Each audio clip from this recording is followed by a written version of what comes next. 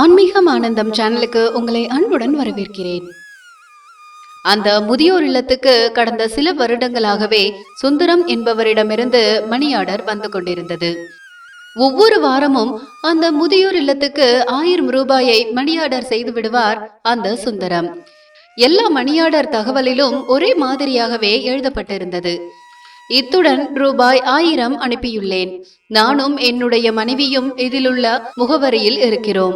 நாங்கள் ஒரு சிறிய இட்லி கடை நடத்தி வருகிறோம்.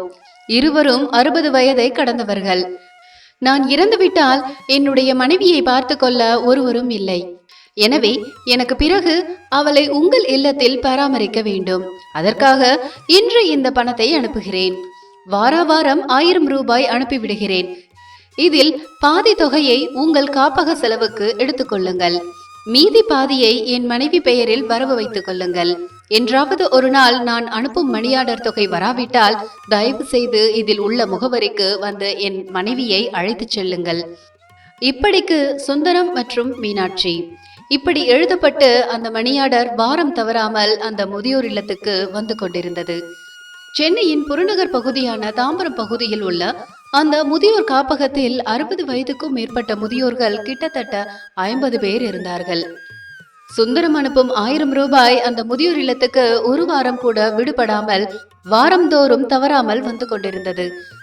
யார் இந்த சுந்தரம் மற்றும் மீனாட்சி? அந்த முதியோர் இல்ல நிர்வாகி பாஸ்கருக்கு அவர்களை நேரில் ஒரு முறை பார்க்க வேண்டும் என்பது போல் இருந்தது. முதியோர் இல்லத்துக்கு நிறைய பேர் உதவி செய்வார்கள். சிலர் பணம் கொடுப்பார்கள், சிலர் பொருட்கள் கொடுப்பார்கள், இன்னும் சிலர் உணவு வழங்குவார்கள். பிறந்த நாள், திருமண நாள் உள்ளிட்ட சுப நிகழ்ச்சிகளை முதியோர் இல்லத்துக்கே வந்து கொண்டாடுவோரும் இதில் உண்டு.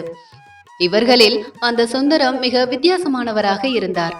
தனக்கு பிறகு தன்னுடைய அன்பு மனைவியை பார்த்து கொள்ள ஒருவராவது வேண்டும் அல்லவா?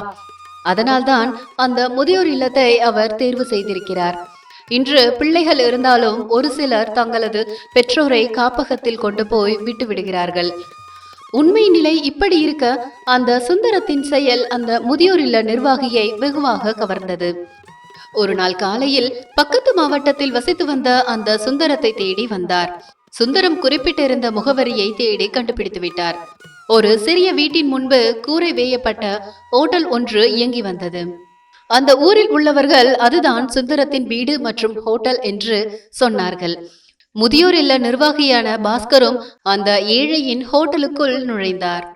பெரிய கேஸ் அடுப்பு ஒன்றில் வைக்கப்பட்டிருந்த இட்லி சட்டியில் இட்லி வெந்து கொண்டிருந்தது. இன்னொரு பக்கம் சாம்பார் தயாராக இருந்தது.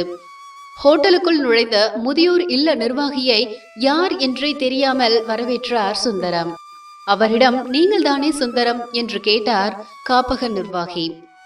ஆமாம் என்று சொன்னவர், ஆமாம் தம்பி, நீங்க யார்? என் பெயரை சொல்லி கேட்கிறீர்களே என்று கேட்டார். என் பெயர் பாஸ்கர். நீங்கள் வாரந்தோறும் 1000 ரூபாய் அனுப்பும் முதியோர் இல்லத்தின் நிர்வாகி நான். நீங்கள் யார் என்பதை நேரில் தெரிந்து கொள்ள ஆசைப்பட்டேன், அதனால் வந்தேன் என்று பதிலுக்கு சொன்னார் பாஸ்கர். அப்படியா தம்பி, ரொம்ப சந்தோஷம். இங்க உட்காருங்க, ஏதாவது சாப்பிடுங்க என்று பாஸ்கரிடம் அன்பாக பேசினார் சுந்தரம். கண்டிப்பாக சாப்பிட வேண்டும் என்று சுந்தரம் அன்போடு வற்புறுத்தியதால் பாஸ்கரும் சாப்பிட அமர்ந்தார். எங்க கடையில இட்லி மட்டும்தான். இந்த வயதான காலத்துல இதுக்கு மேல என்னால பண்ண முடியல, நீங்க பொறுத்துக்கணும் என்று சுந்தரம் சொல்ல, பரவாயில்லை, இட்லியே தாங்க, எனக்கு இட்லி ரொம்ப பிடிக்கும் என்று உற்சாகமாக சொன்னார் பாஸ்கர்.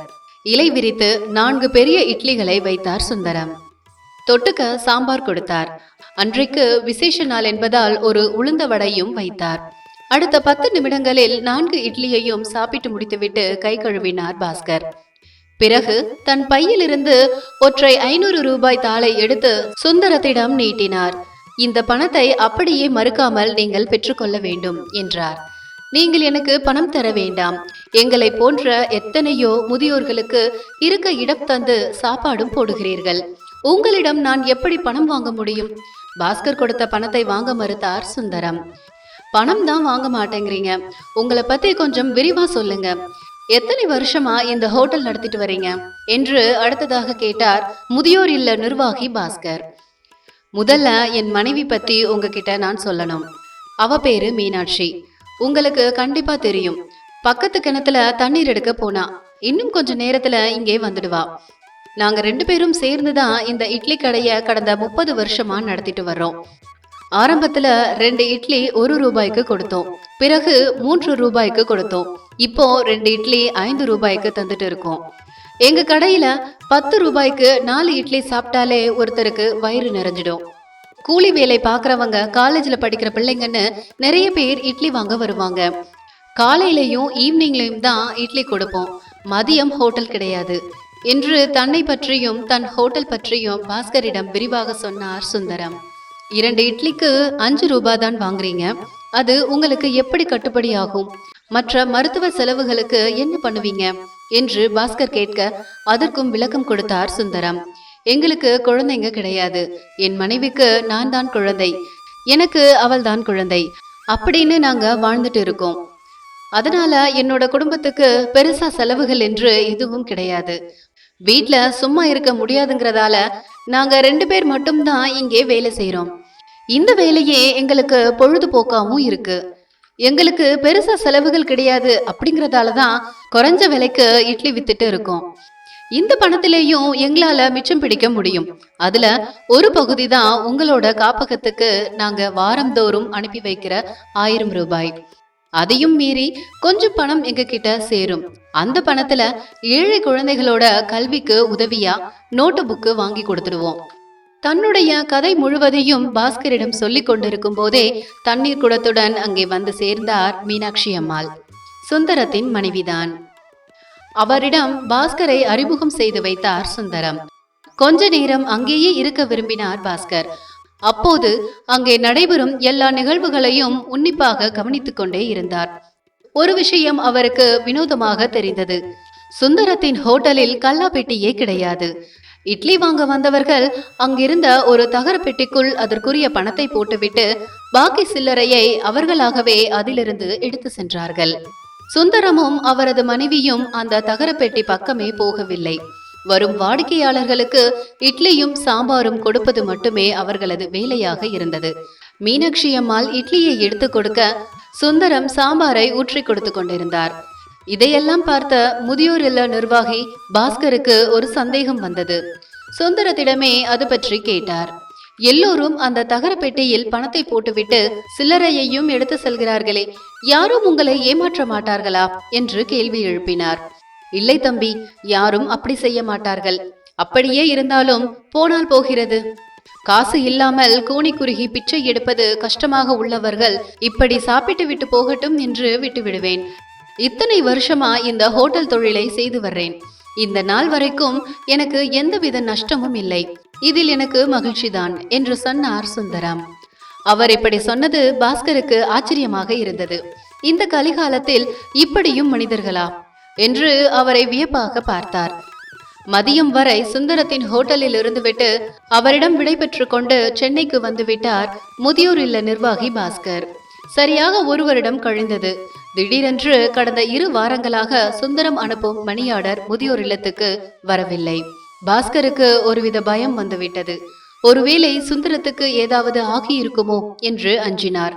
இதனால் வரையில் வந்த சுந்தரத்தின் கடிதங்களும் இப்படி ஒரு நிலை வரும்போது ஊருக்கு வந்து தன்னுடைய மனைவியை அழைத்து போக சொல்லி இருந்ததால் உடனடியாக சுந்தரத்தின் ஊருக்கு காரில் போய் சேர்ந்தார்.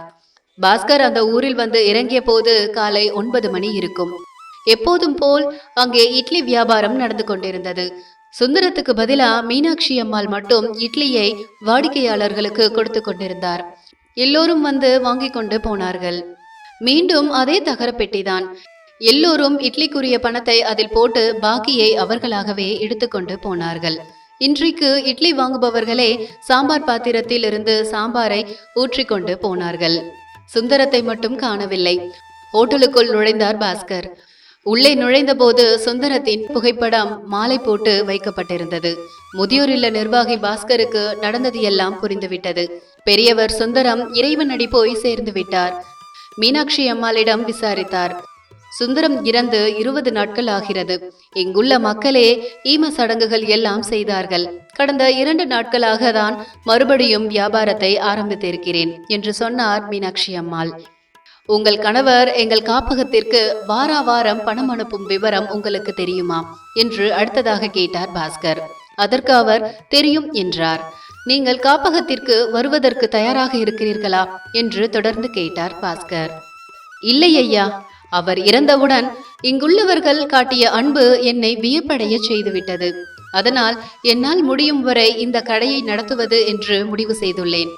அடுத்த வாரம் முதல் என்னுடைய கணவர் அனுப்பும் தொகையை நானே உங்களுக்கு தொடர்ந்து அனுப்பி வைக்கிறேன்.